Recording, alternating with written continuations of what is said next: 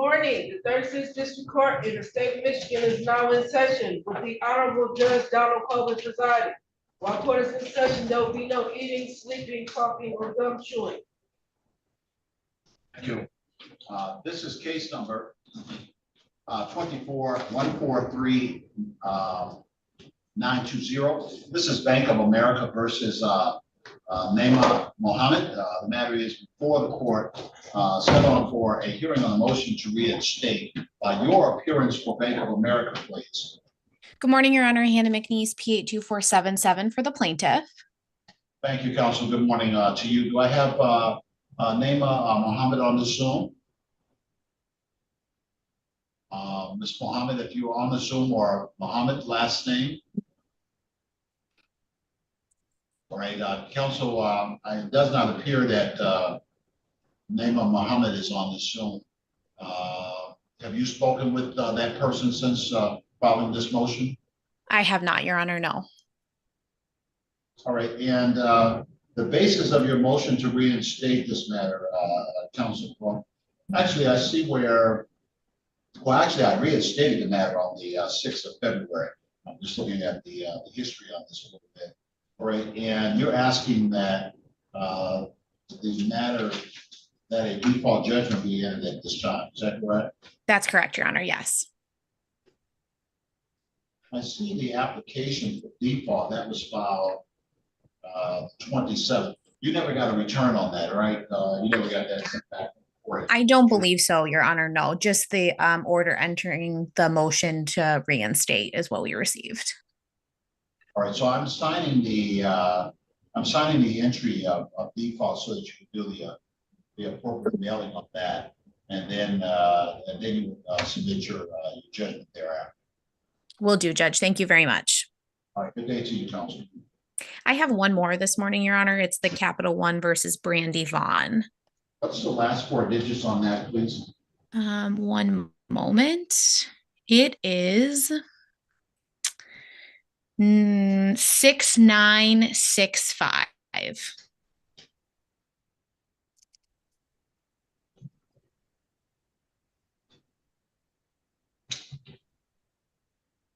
Right. This is case number 24-156965. This is Capital One versus Brandy Vaughn. The matter is before the court on the filing of objections to a writ of garnishment. The writ of garnishment arose by virtue of a judgment that was entered in this matter on the 24th of October 2024 for $9,015.97. All right, your appearance for Capital One, please. Good morning again, Your Honor. Hannah McNeese, P82477 on behalf of the plaintiff. All right, thank you, counsel. Good morning. I'm looking now for Brandy Vaughn. If you're on the Zoom, say something at this time, Ms. Vaughn. I'm here, but I can barely hear. All right, good morning. Can you hear me better there? No, like you sound really far away. I turned my volume all the way up. I'm trying to figure out how you can answer if you ain't hearing me. Anyway, you filed your motion, you filed your objections to the writ of garnishment, and you didn't put any bases in there when you filed that. So why do you feel that the garnishment should not be allowed, given that there is a judgment in this matter? Go ahead and talk to me, ma'am. I didn't check off anything in the boxes because they really didn't apply. I can't afford the amount that's coming out of my check. So he told, when I filled out the paper, the guy at the window said if none of those applied, not to check anything, that I would still be able to talk about it. But they taken out over $400 out of my check every 2 weeks, and I can't afford that amount. The amount that I put that I can pay that I really still can't afford is $100 every 2 weeks. Well, whether or not you can afford the garnishment is not the issue, and that's not a valid objection. So I'll find that the objection to the garnishment is invalid. Now, it sounds like what you're asking is really for a petition for installment payments, and let's address that issue. I saw where you filed a petition for installment payments, and you asked to make payments of $25 every 2 weeks. I denied that motion because that amount that you requested was unreasonable. You have a $9,000 judgment and you wanted to pay $50 a month. So I couldn't allow you to do that. I denied that motion.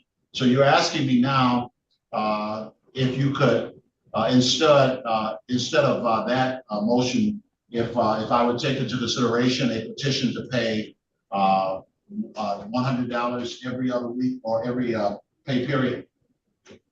Yes. All right, let me hear from counsel, Ms. McNeese. Your Honor, we would not object to that. So just so I understand, it would be essentially $200 per month, $100 bi-weekly. Exactly. So the way that I would do this is I would, the garnishment would stay in place, but the garnishment will be limited to up to $100 per pay. That's the way it will be set up going forward. Ms. Vaughn, without there being an objection in that regard, I'm going to go ahead and reduce the amount, allowing for the garnishment to be up to $100 per pay period. And the reason the language of up to 100 is because if you didn't work or you worked something less, they could never take more than 100. And if let's say you made only $100, they couldn't take the 100, they get a portion of it. You understand, ma'am? Yes. All right, so that's going to be my order. You'll get a copy of the order reducing the garnishment based upon the petition that was made. All right, and I do wish both sides a well. Good day to you now. Thank you, Thank you. Judge.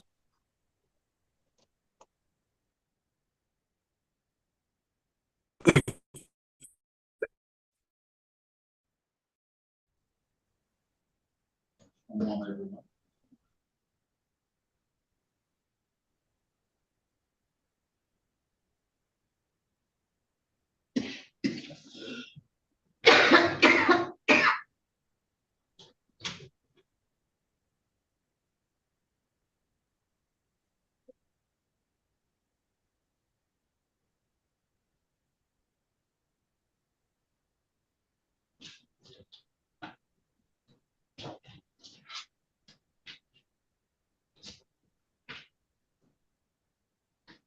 All right, the court now calls case number 24-162-692. This is Calvary SPV 1 LLC versus Sandra Garrett. The matter is before the court set for a status conference. This is the first hearing regarding this matter. Your appearance for Calvary, please. Yes, Your Honor. Christopher Royce, P49102. All right, thank you, Mr. Royce. Good morning to you. I'm looking now for Sandra Garrett. Ms. Garrett, if you're on the Zoom, please say something at this time, Ms. Garrett. Sandra Garrett.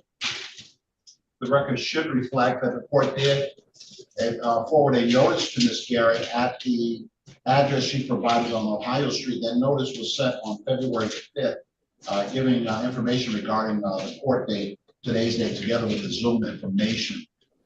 Counsel, any other information that you can bring to the court at this time? Yes, Your Honor. I looked at her answer and I think she agrees with the debt, although I think the answer does say, hey, I haven't had any conversation or contact with Calvary, the plaintiff. But since she's not disputing the debt itself, I would request entry of a default judgment, Your Honor.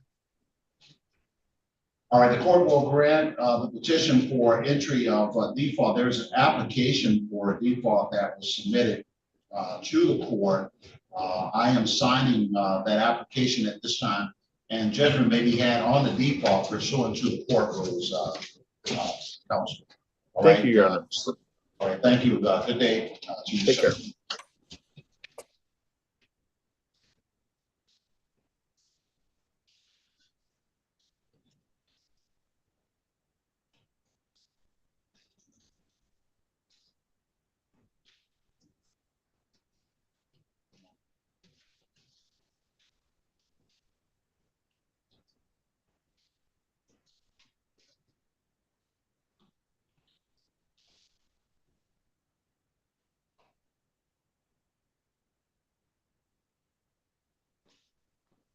Court now calls case number 24-151774. This is Warrior Pharmacy versus Allstate Insurance Company. The matter is before the court, set for a pretrial conference. Your appearance for Warrior Pharmacy, please. Judge, that one was settled. All right, the record should reflect that the matter, I've been informed that this matter has been settled, and so the court will close the matter out accordingly.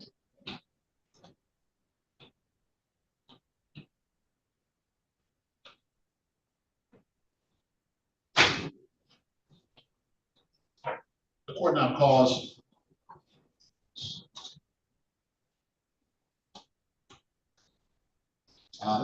case number 24-152647, Rodney Chiropractic versus Citizens Insurance Company of the Midwest. Your appearance for Rodney, that's 24-152647. Rodney Chiropractic, please. Your Honor, good morning. Michael Porter here on behalf of plaintiff. All right, thank you, Mr. Fortner. I'm looking for counsel for Citizens Insurance Company of the Midwest. Counsel for Citizens. Mr. Fortner, it looks like I'm not seeing a response from the attorney for Citizens. Any information that you have in this regard? I don't, Your Honor. But if your court will be willing to put it over 1 week, I will send an email over to that attorney today in a few minutes and come to be here. All right, thank you, Mr. Porter. I will follow that. I will follow that procedure, and let's put this over for the 17th of April. So I'm going to put it over next Thursday. Okay. What time, Your Honor? 9:30? At 9:30 or 17. Okay. 9:30. I'll send an email to you immediately. Thank you, Your Honor, very much.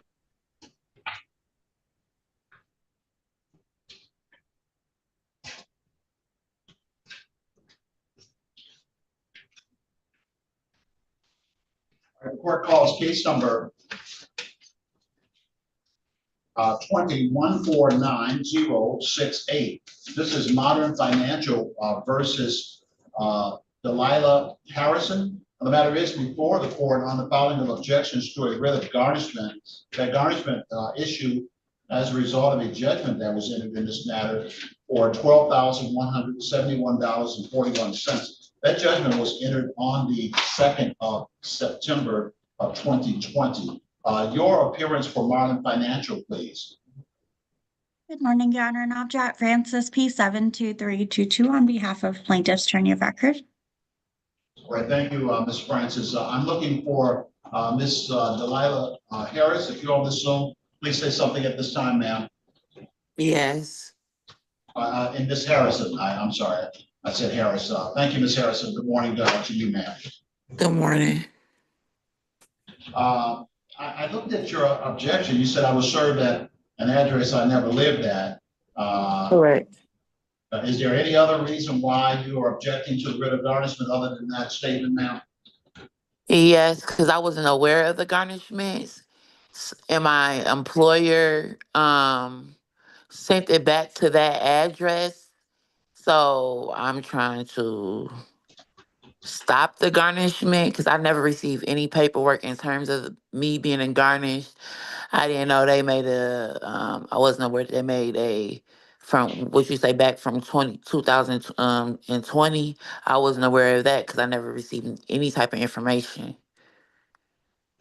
All right, Madam Counsel. Judge, I would argue that MCR 3.101K states that defendant cannot use the garnishment, an objection to garnishment, to attack the validity of a judgment, which it sounds like she is doing. So her objection should be deemed invalid. Yeah, the problem, obviously the problem here is that the court rules prevent me from looking at pre-judgment matters. So the objection that is being raised here is an objection that goes to the underlying case. That means the case before a judgment was entered. On the motion, on the garnishment, the only thing the court can consider is from the standpoint, from the point when the judgment was entered. There is a valid judgment entered, And because there's a valid judgment, the plaintiff does have the right to garnish on that judgment. If the defendant believes that the judgment should not have been entered, then the defendant has to file an appropriate motion to try and get that judgment set aside. In the court's file, there is an affidavit of service by process server that indicates that on the 6th of February 2020, that they served Ms. Harris at 18955 Fairfield. That's what the proof of service in this matter says. And when there was no answer, then a default was entered. And the default judgment is the basis upon which the application for garnishment has been issued. So there's a valid judgment in place at this time. If you believe that there is some reason that it should be set aside, you have to file appropriate paperwork to try and do that. But you can't raise that as an objection to the garnishment. So the court would have to find, based upon the court rules, that there is no valid objection to the garnishment, and any funds withheld will be released to the plaintiff. Let me ask you, Ms. Harrison, you get paid twice a month, every other week? How do you get paid, ma'am? Every other week, so Right. bi-weekly. I'm sorry? I said, so bi-weekly. All right, thank you. So, ma'am, how much has any money been taken from you so far? Yes, 25% of my check.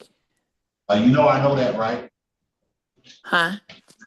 You know I know the garnishment is 25%. You know what I'm asking you? How much money do they take in dollar terms? How much? 400, like it varies. So like 400, I think this one was like $462. You know, like when you be late, sometimes the doctor pays. So, but it's around like 460 something every 2 weeks. So roughly about over $900 a month for garnishment is taken for, correct? Correct. All right, ma'am. I take it you did not file an application for installment payments, ma'am. But I know that the $900 a month is significant, and this has been going on since 2020, and that's why, you know, I mean, and it's a big judgment. What are you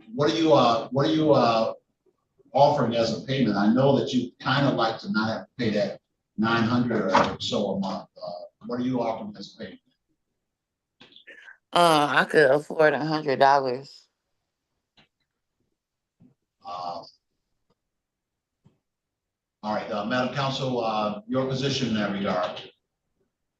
Judge, defendant did not file a motion for installment payments, but if Your Honor is going to order one, I would ask for at least half of what we are getting as a garnishment, which is which would be $450 a month, Your Honor. The balance right now is about $14,500. That's because of interest, correct? Correct. All right, so ma'am, do you have children? Yes, I do. I'm a single mother. I have 4 children.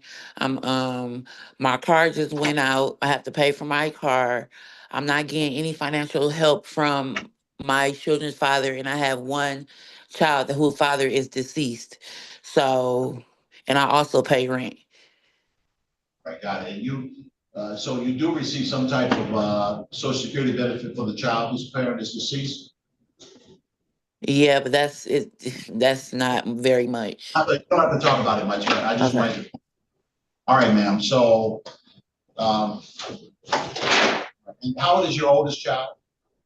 My oldest child, she will be 16. She's 15. She'll be 16 November. Got it. And then my Anyway, I digress. All right, ma'am. Here's what I'm going to do, ma'am. You still have the right to file any motions that you want to file, any objections that you want to file to try and get the judgment set aside if you believe that there is a reason to do that. Right now, what we're dealing with is the issue that there is a garnishment, and the objection you raise, that objection cannot be applied to the garnishment. So what I'm going to do, ma'am, is I'm going to set this up where the garnishment will continue, but it will continue up to $150 per pay period. There's going to be $300 a month as you go forward with this. But that gets you off of some of this. And again, you still have the right to file to try to get the judgment set aside. And if you get it set aside, any money taken from you will be refunded to you. Moreover, you have the right to file a petition for installment payments to try and get the amount reduced. Again, if I look at it and I don't find a basis for reduction, it could increase the amount. But at this point, I'm setting it at 150 per pay period. Up to 150 is what the amount will be.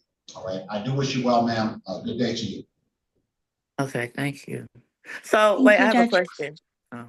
Go ahead, ma'am, quickly. So that starts right away, or do I have to wait another pay period? And do I have to give something to my job to let them know? Yes, I'm going to get this paper to you so that your job will be notified of the same. So we'll get that out to you today. Okay, thank you. All right. When is your payday, ma'am? This coming up, it will be on the 18th.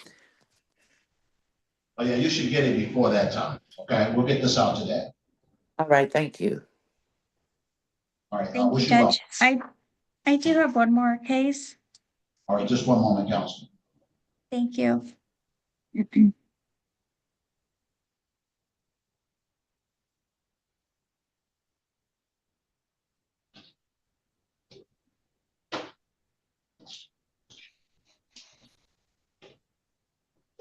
And which one is that, Council? 0645 for Discover versus Bryant. All right, this is case number 24160645. This is Discover Bank versus Melanie Bryant. Now, the matter is before the court, set on for a pretrial conference also regarding, I thought I saw a motion in this matter, but Council, your appearance, let's move in that way. Now, Jack Francis, P72322 on behalf of Plaintiff's Attorney of Record. Your Honor, we did file a motion. I don't think it was set for today. Thank you. All right, do I have Melanie Bryant on the Zoom? Say something if you're here, Ms. Bryant. Melanie Bryant. All right, the record should reflect that the court did issue a notice to appear. That notice to appear was sent to Ms. Bryant at her address on Yorkshire Street. And that notice went out on the 5th of February, setting today's date as the date of hearing, also providing the Zoom number as well. She has not appeared at this time. Counsel? Your Honor, I would request a default judgment at this time. Defendant's answer was just a simple denial, lacking knowledge. So I would request a default judgment.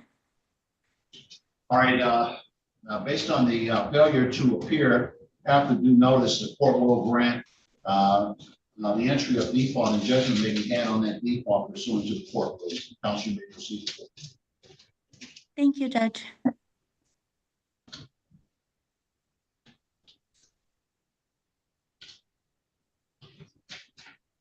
Have a good day, Judge. All right, likewise, you may proceed. Thank you.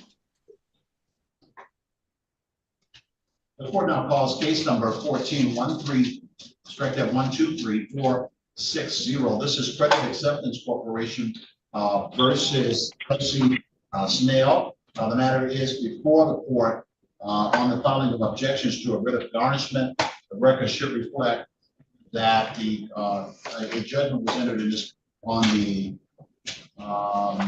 18th of March of 2015 for $11,580.97. That judgment was renewed subsequent to that time. It was renewed on the 27th of March of 2024. All right, your appearance for credit acceptance, please. I thought I saw Counsel Mr. Bruzen on this Zoom. All right, do I have last name Snell on this Zoom? Yes, present. All right, thank you, Ms. Snell. I'm going to find the attorney on the other side. I'm coming right back to you in just a moment here, ma'am. So just stand by, I'll be right back to you. All right, do I have, I believe that Mr. Ruzen is on this one. Credit acceptance versus Henderson. I see Henderson there. Do I have counsel on that matter? Judge, Mr. Ruben is on, he's on 460. Yes, Naisha Henderson.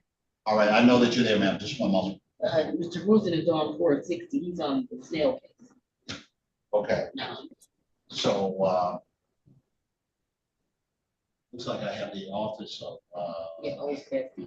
I'm sorry. That old Sessi. All right, just stand down for a moment. Ms. Henderson, we're looking for the attorney on the other side of this. Okay.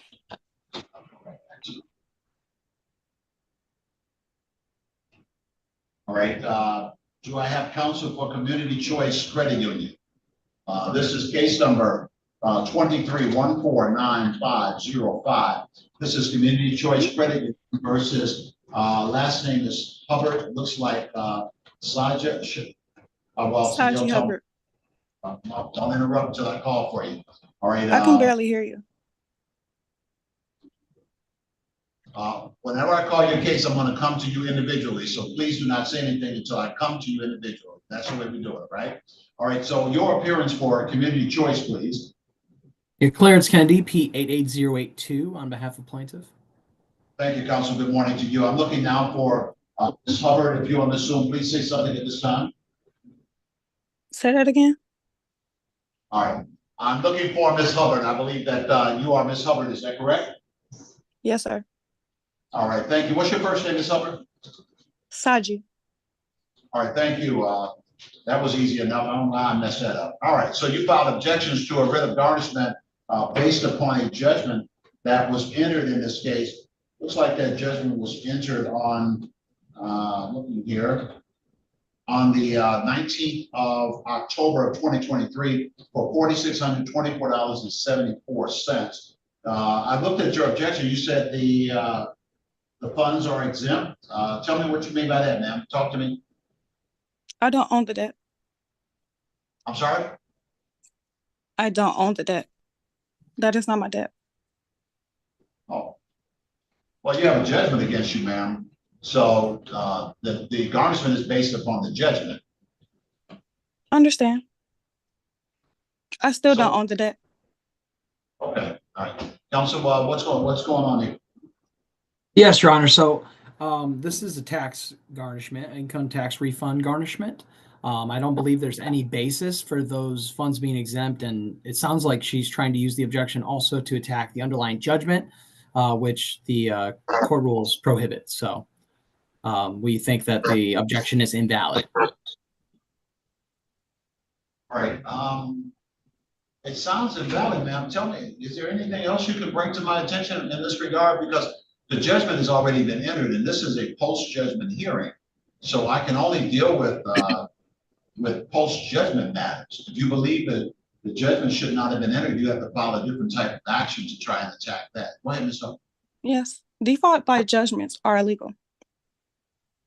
Oh, okay. So for the attorney, what's the attorney name again? That's Mr. Kennedy. Kennedy? Yes, ma'am. Okay, so on my paperwork, it says that I'm being sued by Osman Charles J. by Community Choice. That's an attorney's office, that's for sure. That doesn't have anything to do with what we're talking about today. We're talking about today is a judgment is entered against you and Community Choice Bank is the entity that brought that action against you. That occurred back in 2023. Okay. So my question is, do you have the legal right to collect this debt? All right. Where there's a judgment in place, there is a legal right to collect the debt where there's a judgment in place. Okay. All right, thank you, ma'am. I don't hear any valid objection to the. It's an objection. It's an objection. I don't own this debt. But it's not valid. Yeah, it's not correct. Valid. It's not valid. This is inaccurate. Yeah, your objection is not valid. You have no valid objection. If there's something that you want to file with the court, you certainly can file it. I'll be glad to take a look at anything that you raised. But you've not raised anything that would prevent this garnishment from going forward. That's the problem today. For that reason, I'll find the objection is invalid. Any funds withheld will be released to the plaintiff. Again, if there's some underlying issue that you wish to bring to attack the judgment in this matter, you can do so by following the law on those issues. You might want to consider trying to get the default set aside or whatever that may be. Those issues are not in front of me today, right? I wish you well, ma'am. Good day to you. Good day to you, counsel. Thank you, Your Honor. Have a great day.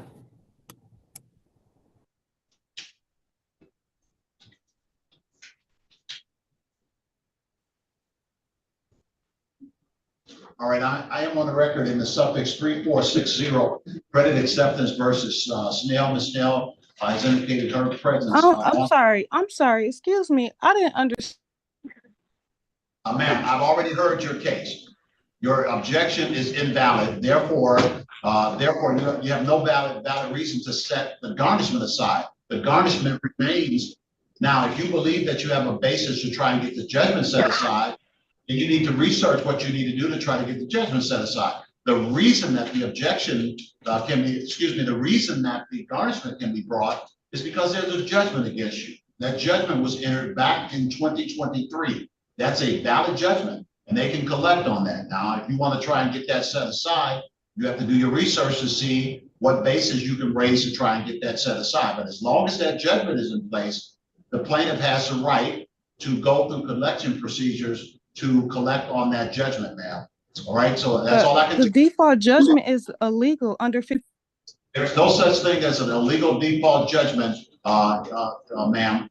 You can come up with whatever you want to come up with. It's not going to do anything to change the default judgment. However, if you believe that you have a basis to file a motion to set aside that default judgment, and you have some legal basis to raise that, then you file your motion. File your motion, and I will have to consider your motion. All right. Now I'm done with your case. I'm moving on to another case, so you can't talk anymore, ma'am. All right. Good day to you. All right. We're on the record regarding 3460 credit acceptance versus Snell. I know that Ms. Snell is on this Zoom. Your appearance for the plaintiff regarding this matter, counsel.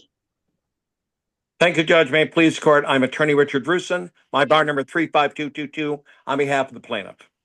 Thank you. And Ms. Snell, I know that you're there. You filed indicating that the judgment has been paid. Tell me about that, ma'am. Every year since, this is an old debt as well from 2012. Right. They came and got the car. They sold it in an auction.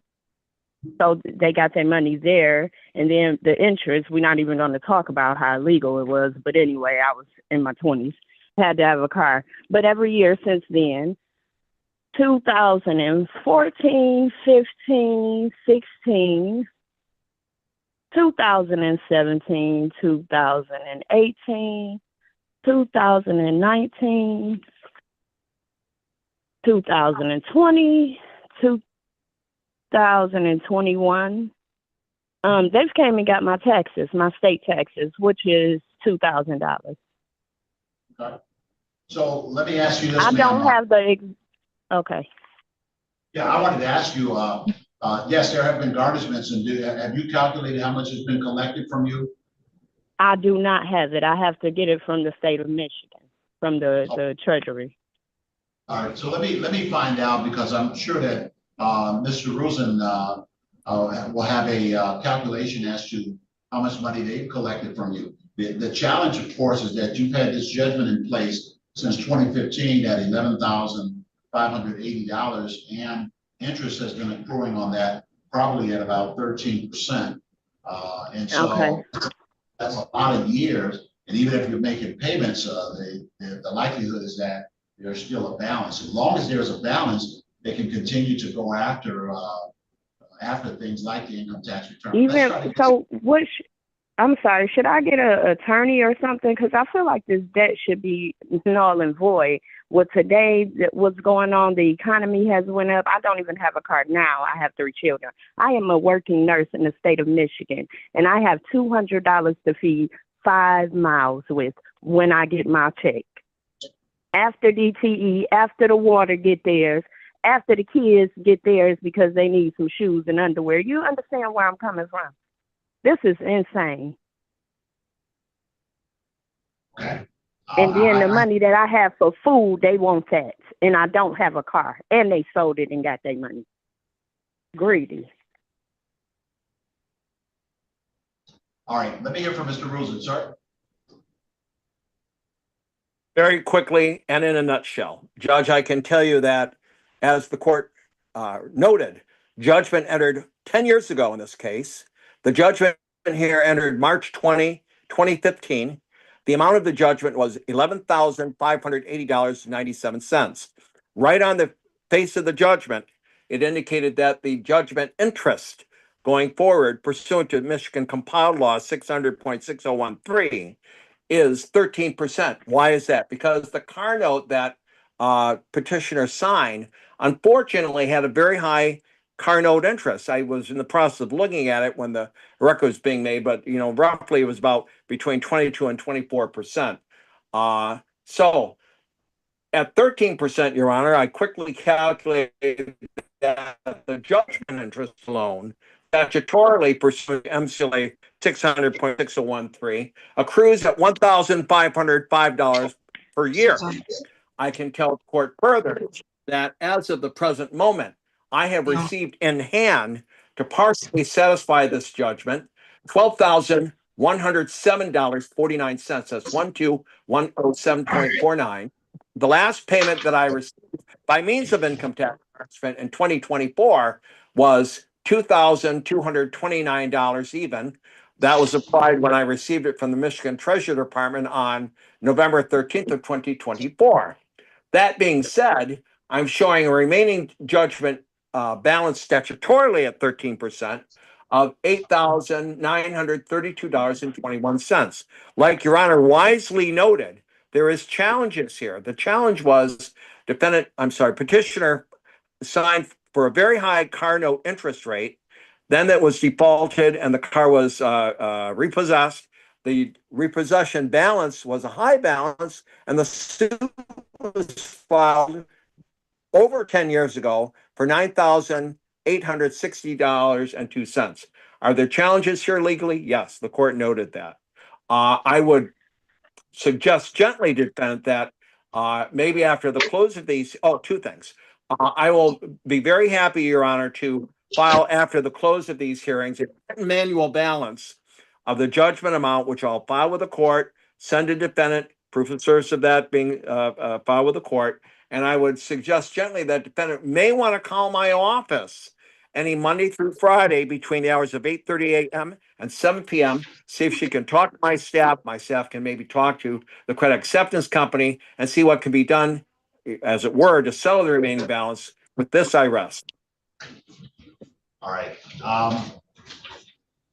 Thank you. Thank you, Mr. Rosen. All right, Ms. Stout, therein lies the problem. I looked at the file, the debt that was signed was like 22% for this car that was purchased. Under the statute, when the judgment is entered, they can only collect 13%, but the law allows them to collect 13% interest going forward. You have paid a lot of money on this, but because that I didn't have. Yeah, but you still, while I was talking, I'm sure you didn't have, but you have paid a lot of money on this, but there is still an outstanding balance.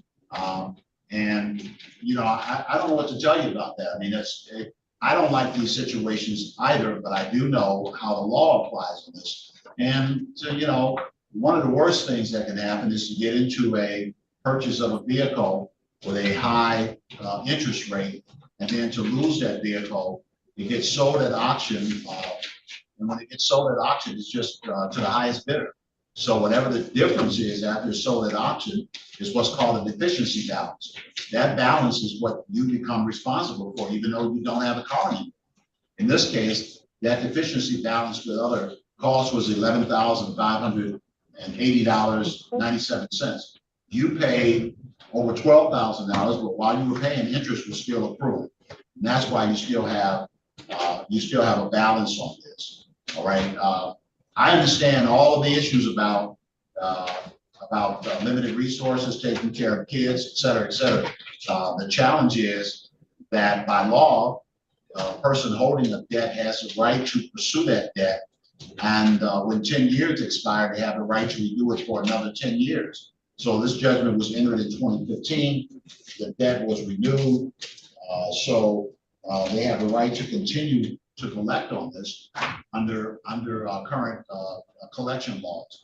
That's the challenge that you face. And I'm taking a moment to talk about it because in some critical ways you've been diligent, and that is that you've given up your income tax each year to this. But that has not solved the problem, because a better approach to this would have been to set up some type of monthly payment together with that to begin to attack the interest. But that's water under the bridge. There's not much I can tell you about that. I don't see a valid objection to the writ of garnishment. Your objection was that you paid it. You are absolutely right that you paid a substantial amount, but the amount was growing while you were paying it because of that 13% interest. That's a problem. Okay. That's the problem, and I'm sorry, but I didn't see that in any paperwork what the interest would be occurring. I see only the debt right here that I have on paper, no interest that it tells me about. So, and I've paid off my amount plus some. I mean, do they want my firstborn? Because they could have them. I wouldn't do that. I mean, I understand that this is the law, but for crying out loud, what's wrong with the law? What's wrong with the law when they putting the law over? It's right, and it's, you can cite me all you want to in section 6.58. Like I said, I'm a nurse. You ask me about a medication, a disease, I can tell you that. I don't know none of that. So probably you should get a lawyer or something. He's saying call his office, and I don't know. Well, okay. So you couldn't help me here today. No. All right. Thank you. I'll call his office. Thank you, Judge Coleman, for your time. Yeah. Good night. It's a matter of helping you. It's a matter of, You did well. Thank you. You don't need my affirmation. You did well, Judge. Thank you very much. I rest on that. Thank you.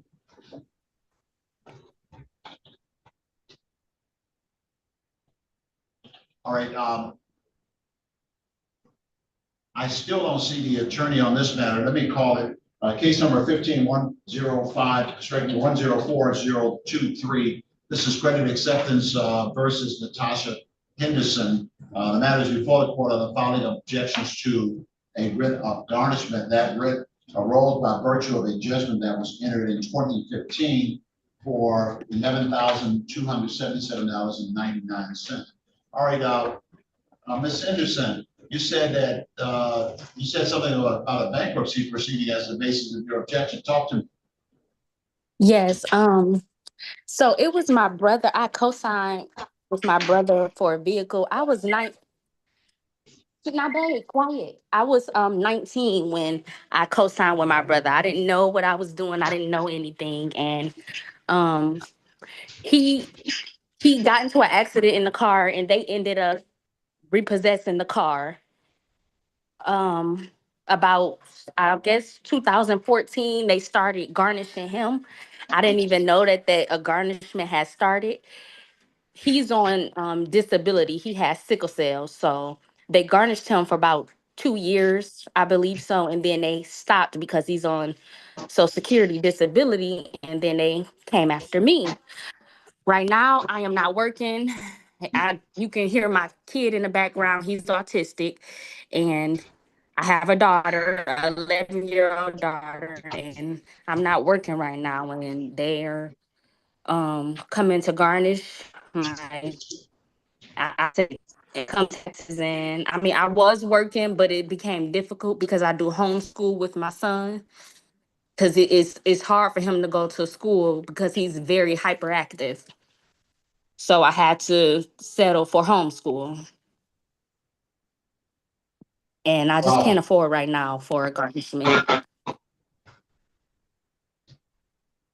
So, ma'am, obviously, the issue here is that you co-sign when, you know, Yeah.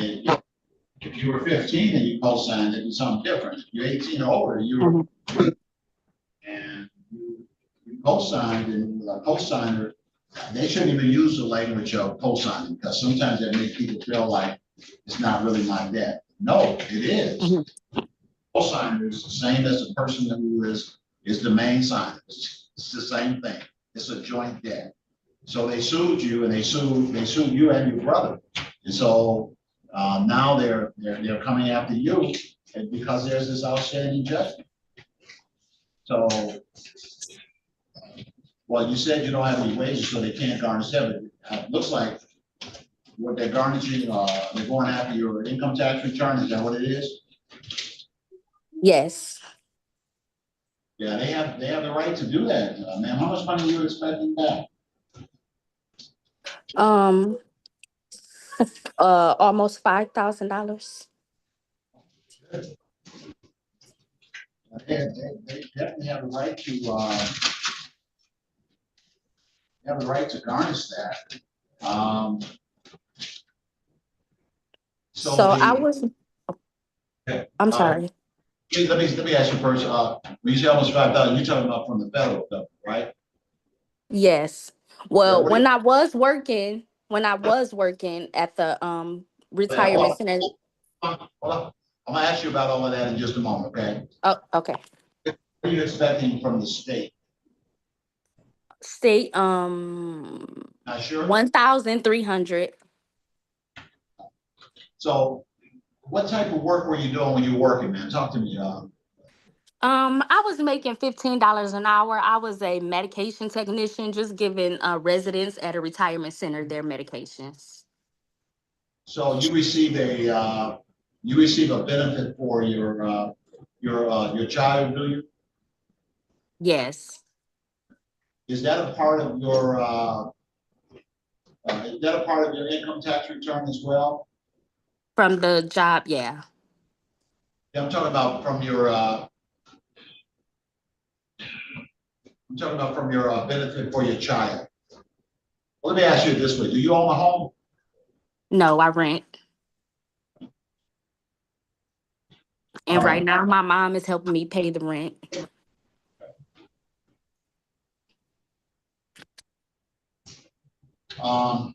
So what I was looking for, Miss Anderson, is some kind of way to give you some relief on this garnishment. But they got that judgment that's out there. That you co-signed on that debt.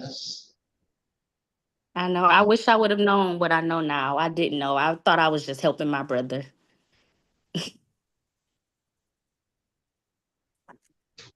All right.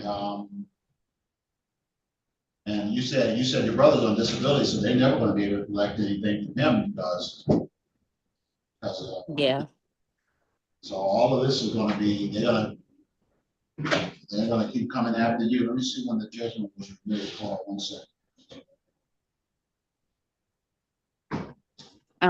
If I couldn't get any relief, I was wondering if I could make installment payments.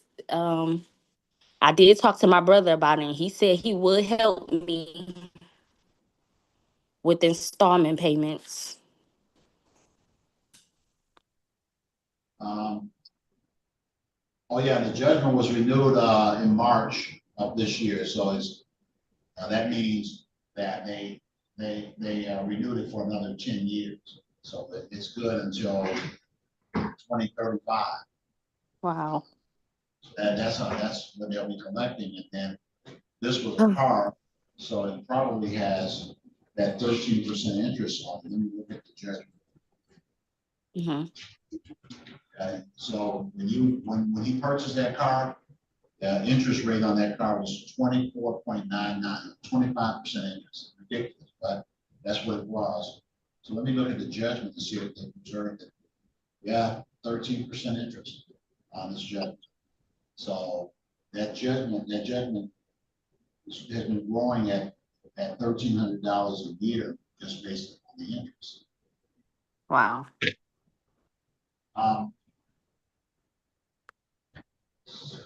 So ma'am, what I'm gonna do is the best that I can do here is I'm going to do a 70-30 split. They'll get 70% of the income tax return, you'll get 30%. And if they file something objecting to that, I'll take a look at it. Because they're technically, they could be entitled to 100%. That's why I was asking questions about the child that has some disability issues. Sometimes that impacts the income tax return and so on and so forth. So I'm going to conclude that they're entitled to the return, but I'm going to give 30% to you and 70% to them. And you might want to reach out to Credit Acceptance to see if they will come into some type of agreement with you to find a way to pay this off.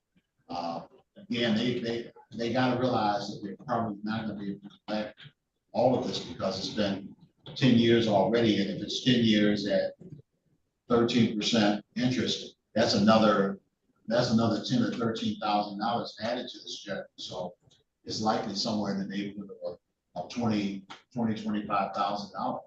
So you want to see if you want to see if you can talk with them and say, well, what if I pay this amount over this period? Done, that kind of thing. So, all right, that's the best that I can tell you, ma'am. I will release 30% to you, 7% will go to them, and you'll get my order report.